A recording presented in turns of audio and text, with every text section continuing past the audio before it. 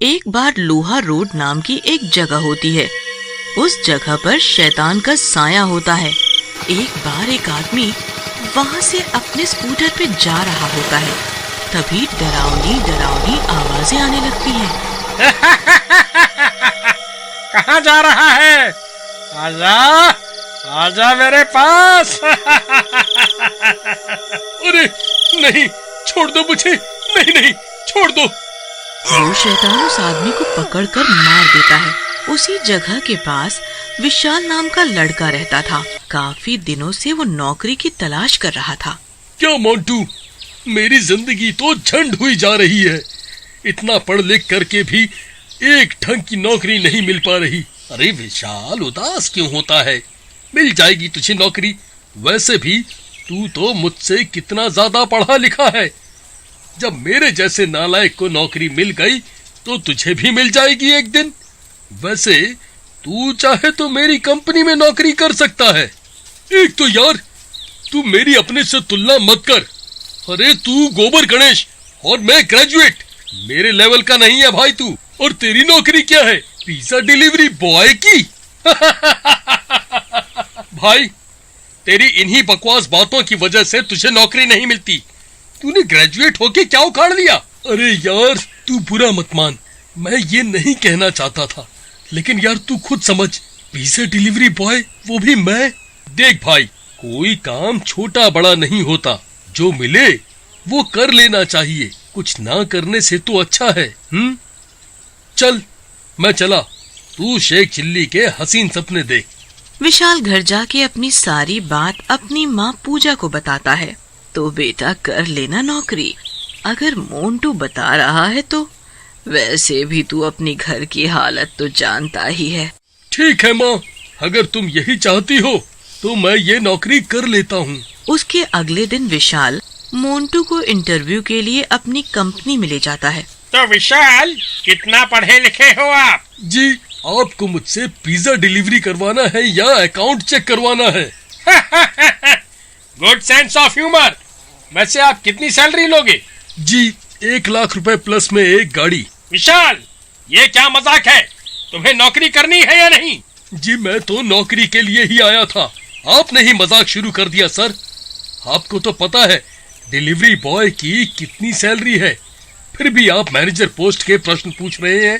रख लीजिए सर, अभी नया है ना, सीख जाएगा थोड़े दिन में। ठीक है मोंटू, तुम कहते हो तो मैं रख लेता हूँ। थोड़ा समझाओ इसे, कैसे बात की जाती है। विशाल, ये लोहा रोड की एक डिलीवरी है, अर्जेंट प्लीज कर दो।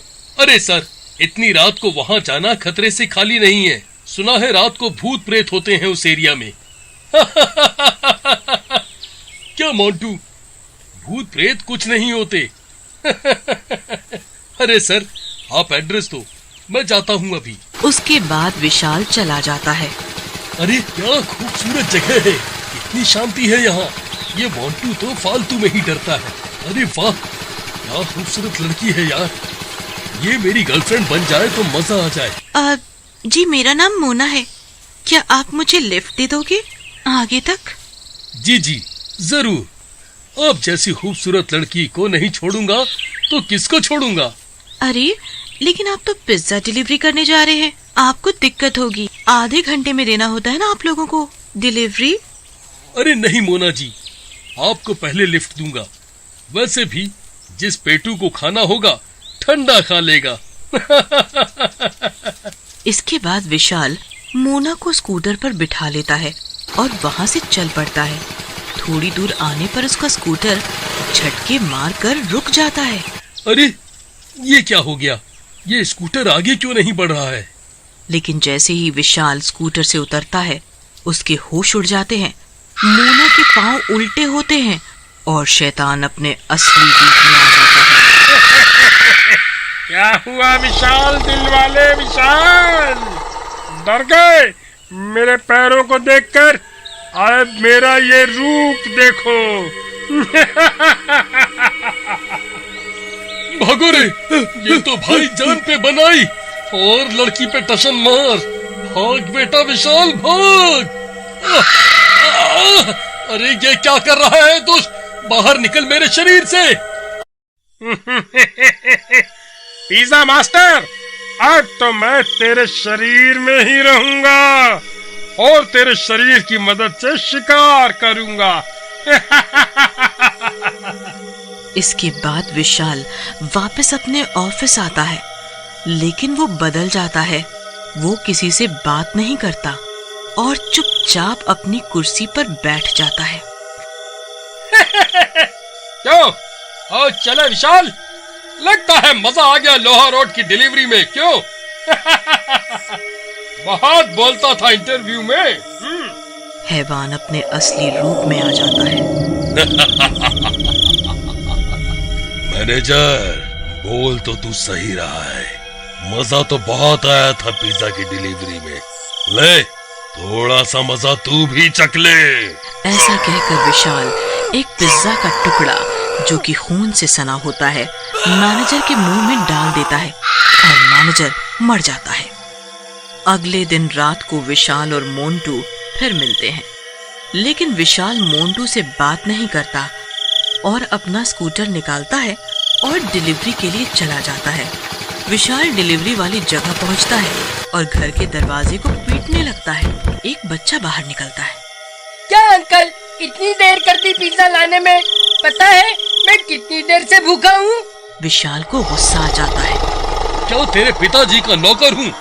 जो रास्ते में टाइम लगेगा वो तो लगेगा ना। तब तक उस बच्चे के माँ और बाप भी बाहर आ जाते हैं। तुझे बच्चे से बात करने की तमीज नहीं है, है? ऐसा कहकर वो विशाल को एक थप्पड़ मार देता है। विशाल के अंदर छुपे हैवान को गुस्सा आ जाता है और शैतान अपने असली रूप में आ जाता है और वो उन तीरों को मार देता है। मजा आ गया, इनको बहुत पिज्जा पेलने थे। मार दूंगा, सबको मार दूंगा। इस फैमिली के मरने की खबर जंगल में आग की तरह फैलती है। मोंटू को विशाल पर शक होता है और वो विशाल के पास जाता है। अरे विशाल, इस घर में तो तुम गए थे डिलीवरी लेके, तुम्हें कुछ नहीं पता कि ये सब कैसे हुआ? मुझे क्या पता इन लोगों को किसने मारा? मैं क्या कोई पुलिस वाला हूँ क्या? ज्यादा खुफिया बनने की कोशिश मत करो यार, तुझसे तो बात करना बेकार है, जब देखो काटने को दौड़ता है। इसके बाद मोंटू वहां से चला जाता है, लेकिन उसे विशाल पर शक हो जाता है और वो सोचता है कि विशाल का पीछा करना पड़ेगा और सच्चाई का पता लगाना पड़ेगा। अगली रात मोंटू विशाल का पीछा करने लगता है। विशाल पिज्जा की डिलीवरी देने के लिए घर का दरवाजा खटखटाता है। एक लड़की बाहर निकलती है। मैडम, आपका पिज्जा आया है। तो इसमें इतना दांत दिखाने की क्या जरूरत है? पहली बार लड़की देखी है क्या? लड़की देखी नहीं कि लगे बत्तीसी दिखाने। इडियट्स, चलो पिज्जा दो और फुटो यहाँ से। हाँ। ये सुनते ही विशाल को बहुत गुस्सा आता है।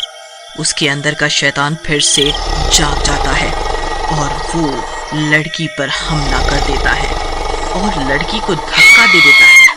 बहुत बोलती है तू लड़की, मूड खराब कर दिया तूने, तुझे तो जिंदा नहीं छोड़ूंगा। बहुत बोलती है। अरे अरे विशाल, तू ये क्या कर रहा है? इस लड़की को क्यों मार रहा है?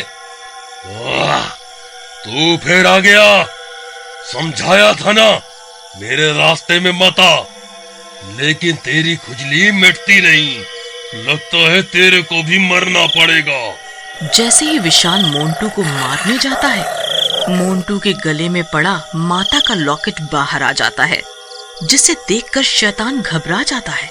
हटा हटा सामने से ऐसे, नहीं तो मेरे को ये शरीर छोड़ना पड़ेगा। हटा हटा इसको। लगता है विशाल के अंदर जो शैतान है वो इस माता के लॉकेट से डर रहा है। यही मौका है इससे विशाल को आजाद कराने का। ऐसा कहकर मोंटू शैतान के ऊपर लॉकेट डाल देता है। अरे मर गया रे। और शैतान विशाल के शरीर को छोड़कर चला जाता है।